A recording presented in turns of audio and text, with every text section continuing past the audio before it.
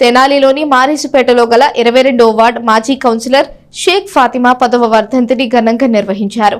ఈ సందర్భంగా మున్సిపల్ పారిశుద్ధ్య కార్మికులకు వస్త్రదానం, అన్నదానం చేశారు. స్థానిక మారిస్పేటలోని 22వ వార్డు మాజీ కౌన్సిలర్ షేక్ ఫాతిమా 10వ వర్ధంతి సందర్భంగా ఆమె భర్త షేక్ సుబానీ పలు సేవా కార్యక్రమాలు నిర్వహించారు. ప్రతి సంవత్సరం ఆమె వర్ధంతి రోజున చేపట్టే సేవా కార్యక్రమంలో భాగంగా ఆదివారం మున్సిపల్ పారిశుద్ధ్య కార్మికులకు వస్త్రదానం, అన్నదానం చేశారు. ఈ సందర్భంగా వార్డుకి ఆమె చేసిన సేవలను urban bank chairman Mangamuri Hariprasada Rao గుర్తు చేశారు. ఇంకా ఈ కార్యక్రమంలో రిహానా, నదియా, రావి కృష్ణమోహన్, చిన్ని, ఈదర వెంకట పూర్ణచంద్, శ్రీనివాస్, ఎస్ నాగేశ్వరరావు, కేశవ కోటేశ్వరరావు, కన్నిగంటి మురళి, ఉయ్యూరు రాజశేఖర్ రెడ్డి, ఆలపాటి వెంకటరామయ్య, కిరణ్ తదితరులు పాల్గొన్నారు. ఈరోజు మా 22వ వార్డు మాజీ కౌన్సిలర్ షేక్ ఫాతిమా గారి 10వ వర్ధంతి. ఆమెకి ఘనమైన నివాళులు అర్పించడం జరిగింది.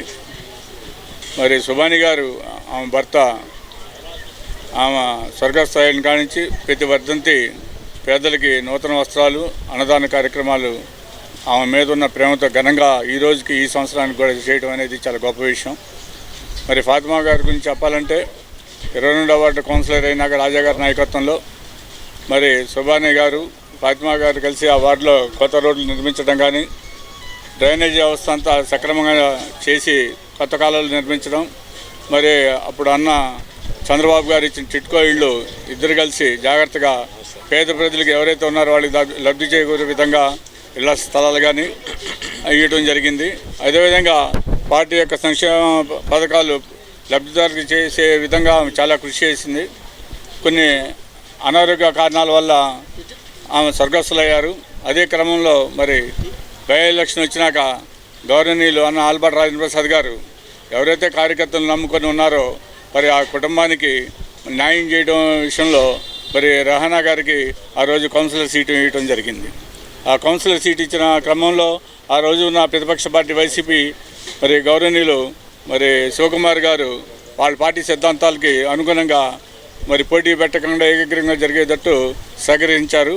మరి ఆ రకంగా తెలుగుదేశం పార్టీ ఎవరైతే నాయకులు నమ్ముకుందో ఆల్బర్ట్ రాజేంద్ర ప్రసాద్ గారి నాయకత్వంలో కార్యకర్తలకు అన్యాయం జరగకుండా కార్యకర్తలను కాపాడుకుంటా ఈ కుటుంబానికి న్యాయం చేశారు ఆ రోజు.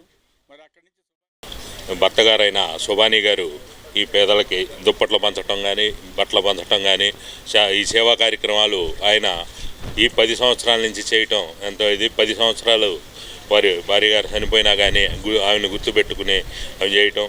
ఆ రోజు ఆమె కౌన్సిలర్గా ఈ వార్డులకు చేసిన సేవా కార్యక్రమాలు కానీ, అట్లాగే తర్వాత వారి కుమార్తె రేహానా గారు కూడా ఈ వార్డులో ఎన్నో కార్యక్రమాలు, ప్రభుత్వ కార్యక్రమాలు అయితేనేమి, సొంతంగా సేవా కార్యక్రమాలు అయితేనేమి ఎన్నో చేశారు.